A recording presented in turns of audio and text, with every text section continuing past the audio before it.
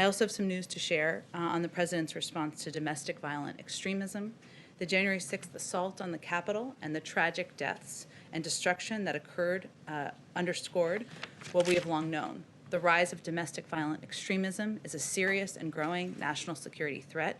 The Biden administration will confront this threat with the necessary resources and resolve.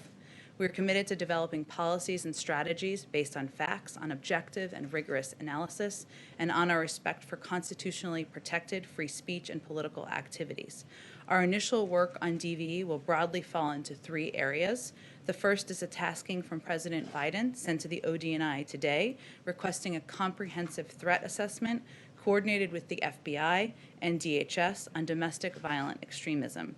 This assessment will draw on the analysis from across the government and, as appropriate, non-governmental organizations. The key point here is that we want fact-based analysis upon which we can shape policy. So this is really the first step in the process, and we will rely on our appropriate law enforcement and intelligence officials to provide that analysis. The second will be the building of an NSC capability to focus on countering domestic violent extremism.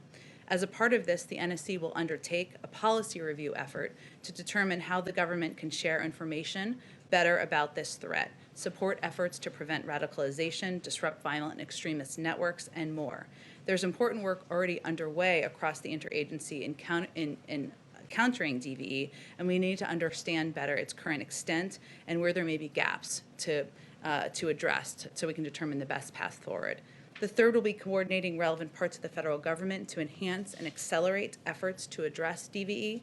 This considered, NSC-convened process will focus on addressing evolving threats, radicalization, the role of social media, opportunities to improve information sharing, operational responses, and more.